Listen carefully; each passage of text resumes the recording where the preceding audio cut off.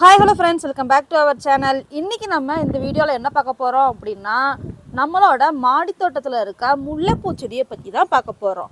முல்லைப்பூ செடியை எப்படி பராமரிக்கிறது, எந்த மாதிரி நம்ம பார்த்துக்கிட்டோம் அப்படின்னா இந்த மாதிரி ஒரு சின்ன செடியிலேயே கொத்து கொத்தாக பூக்கள் பூக்கும் அப்படிங்கிற டிப்ஸ் தான் உங்களுக்கு நான் சொல்ல போகிறேன்.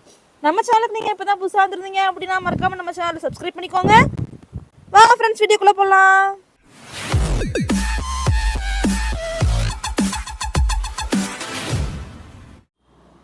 பொதுவாக மாடி தோட்டம் அப்படின்னாலே பூச்செடிகள் வைக்கிறது எல்லாருக்குமே ரொம்பவே பிடிச்சமான விஷயந்தாங்க. அதுவும் பார்த்தீங்க அப்படின்னா கலர் கலராக எல்லா நிறைய பூக்களையுமே நம்மளால் வீட்டில் வச்சுருக்கிறது அப்படிங்கிறது நமக்கு ரொம்பவே பிடிச்சமான விஷயம்.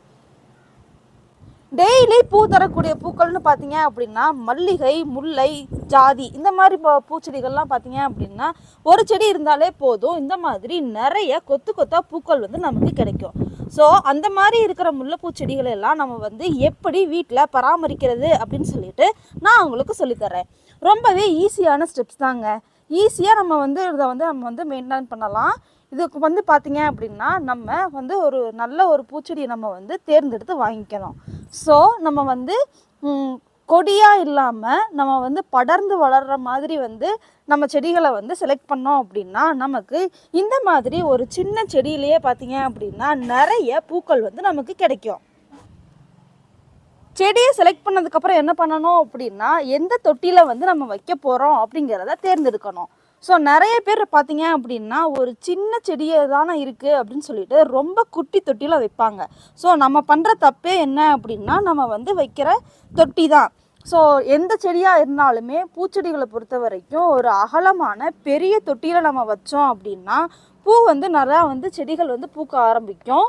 இது பார்த்தீங்க அப்படின்னா நான் கவர்மெண்ட் டெரஸ் கார்டன் கிட்டில் வாங்கியிருப்போம் இல்லையா, அந்த க்ரோ பேக் தான் நான் வச்சுருக்கேன். ஸோ அந்த க்ரோ பேக்கில் தான் இந்த ஒரு முல்லைப்பூ செடியை நான் வச்சுருக்கேன். ஸோ இந்த செடியெலாம் பார்த்தீங்க அப்படின்னா 12 இன்ச் க்ரோ பேக்கு.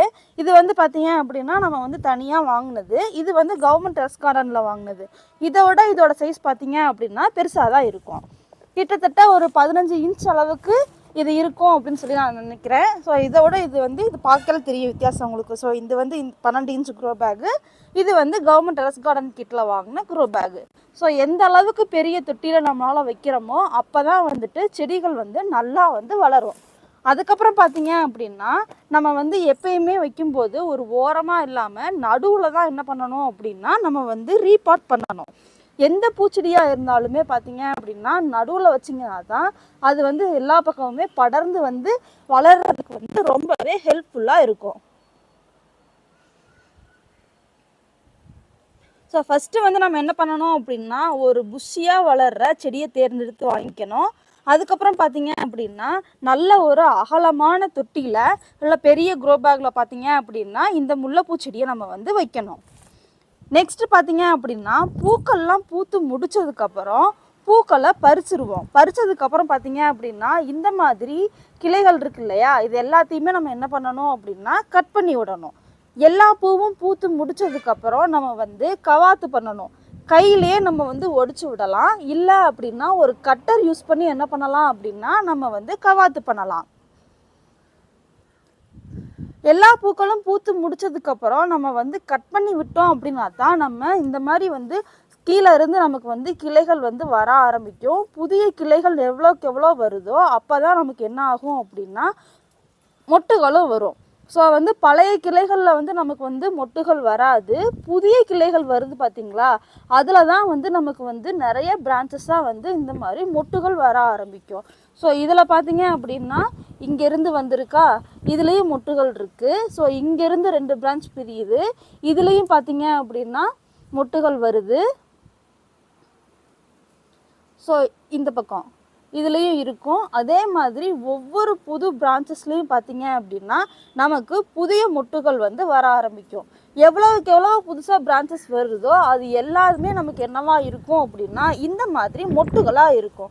ஸோ கண்டிப்பாக பூக்கள் பூத்து முடிச்சதுக்கப்புறம் நம்ம என்ன பண்ணணும் அப்படின்னா கட் பண்ணி விடணும்.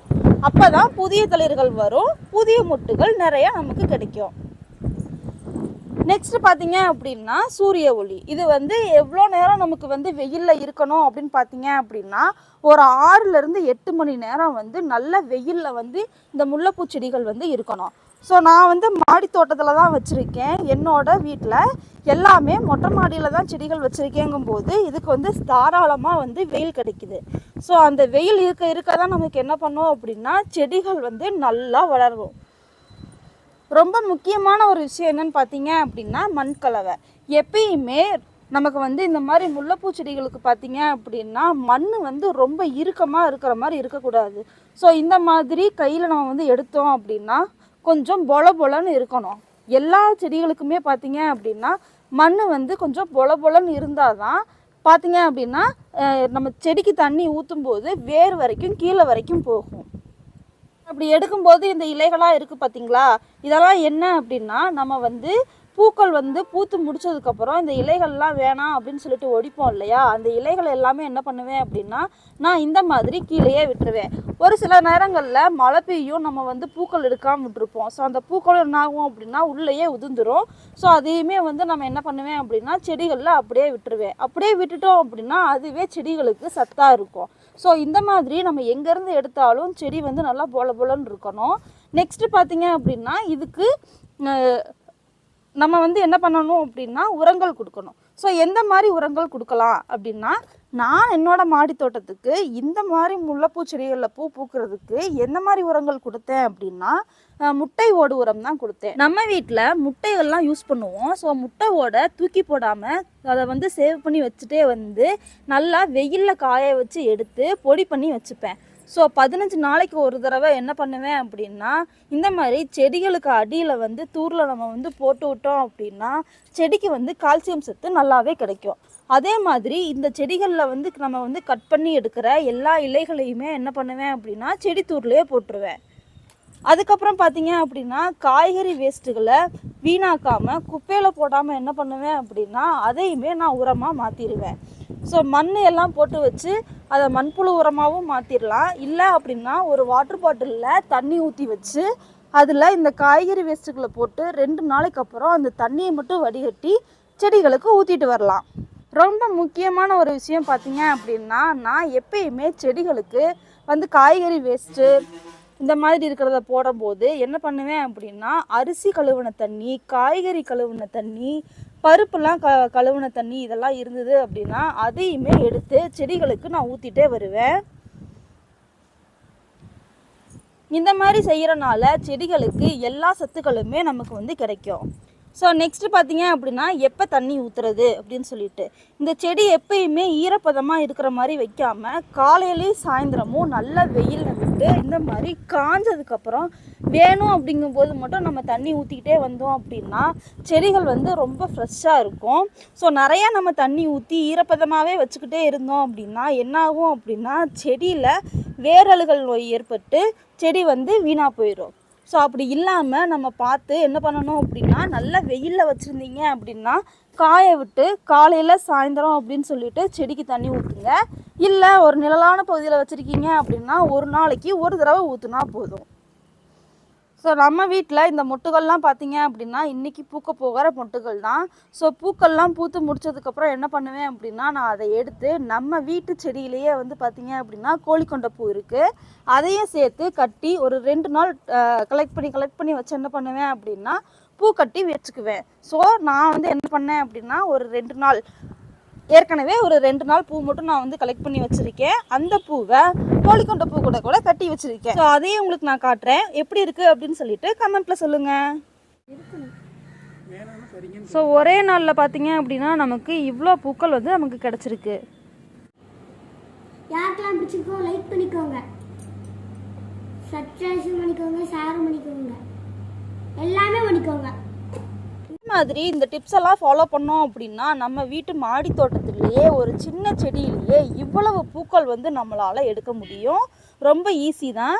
இதை வந்து நம்ம வந்து பாதுகாக்கிறது பராமரிக்கிறது அப்படிங்கிறது ரொம்ப ரொம்ப ஈஸியான விஷயம். ஸோ மாடி தோட்டத்தில் இப்படி தான் வந்து நம்ம முல்லைப்பூ செடியை வந்து நம்ம வந்து பார்த்துக்கணும். முல்லைப்பூ செடி நல்லா வளரணும்னு பார்த்தீங்க அப்படின்னா ஒரு சின்ன செடியாக இருந்தாலும் பெரிய செடியாக இருந்தாலும் நம்ம வந்து ஒரு பெரிய க்ரோ பேக்கில் வைக்கணும். ஸோ இதெல்லாம் பார்த்தீங்க அப்படின்னா இந்த மல்லிகைப்பூ செடி எல்லாமே நான் வந்து 12x12 க்ரோ பேக்கில் வச்சுருந்தேன். இது பார்த்தீங்க அப்படின்னா நம்ம கவர்மெண்ட் டெரஸ் கார்டன் கிட்டில் கொடுத்த அந்த க்ரோ பேக்கில் தான் நான் வந்து வச்சுருக்கேன். ஸோ பார்த்தீங்க அப்படின்னா தெரியும், இது வந்து சின்ன செடி தான். இதில் வந்து எல்லா இடத்துலையுமே வந்து நிறைய தளிர்கள் வந்து கிளைகள் வந்து பிரிஞ்சு நமக்கு வந்து முட்டுகள்லாம் வந்து நல்லா பூத்துட்ருக்கு.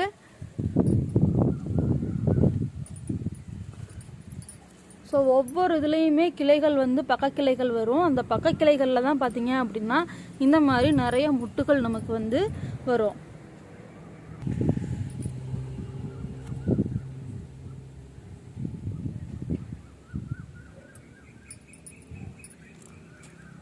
பூ பூத்து முடிச்சதுக்கப்புறம் இந்த மாதிரி கிளைகளை நம்ம கட் பண்ணி விட்டா தான் பக்கத்தில் பார்த்தீங்க அப்படின்னா புதிய கிளைகள் வந்து வரும். அதுலேருந்து முட்டுகள் நமக்கு வந்து வர ஆரம்பிக்கும். ஸோ இதில் எல்லாமே பூத்து முடிச்சிருச்சு. இதை நம்ம என்ன பண்ண போகிறோம் அப்படின்னா கட் பண்ணி விட போகிறோம். ஸோ இது வரைக்குமே வந்து நம்ம இந்த இடத்துல பார்த்திங்கன்னா புதிய தளிர் வந்து மொட்டுகள் வந்து வர ஆரம்பிச்சிருக்கு. இந்த இது வந்து சும்மா வந்து நமக்கு பூத்து முடிச்சிருச்சு. அதனால் என்ன பண்ண போகிறோம் அப்படின்னா கட் பண்ணி விட்டுறலாம். இந்த மாதிரி கையிலேயே கூட நம்ம என்ன பண்ணலாம் அப்படின்னா கட் பண்ணி விட்டுறணும். பூக்களுமே வந்து இன்றைக்கி மலர்கிற பூக்கள் தான். எவ்வளோ அழகாக இருக்குன்னு பாருங்கள். சின்ன செடி தான், ஆனால் நிறைய பூக்கள் வந்து நமக்கு கிடைக்குது. ஸோ இந்த வீடியோவில் முல்லைப்பூ செடியை வந்து எப்படி பராமரிக்கிறது, எப்படி வந்து பார்த்துக்கிட்டோம் அப்படின்னா என்னென்ன உரங்கள் கொடுத்தோம் அப்படின்னா இந்த மாதிரி நிறைய பூக்கள் எடுக்கலாம் அப்படின்னு சொல்லிட்டு பார்த்துருப்போம். ஸோ வேற ஒரு சூப்பரான வீடியோவில் பார்க்குறேன். இந்த வீடியோ உங்களுக்கு பிடிச்சிருந்தது அப்படின்னா மறக்காமல் இந்த வீடியோக்கு ஒரு லைக் பண்ணிடுங்க. நம்ம சேனலுக்கு நீங்கள் இப்போ தான் புதுசாக வர்றீங்க அப்படின்னா மறக்காமல் நம்ம சேனலை சப்ஸ்கிரைப் பண்ணிக்கோங்க. வீட்டில் முல்லைப்பூ செடி வளர்க்கணும், அது எப்படின்னு எனக்கு தெரியல அப்படின்னு சொல்லி ஃபீல் பண்ணுற உங்கள் ஃப்ரெண்ட்ஸுக்கு இந்த வீடியோவை ஷேர் பண்ணி விட்ருங்க. வேறு ஒரு சூப்பரான வீடியோவில் பார்க்குறேன். தேங்க்யூ ஃபார் வாட்சிங்.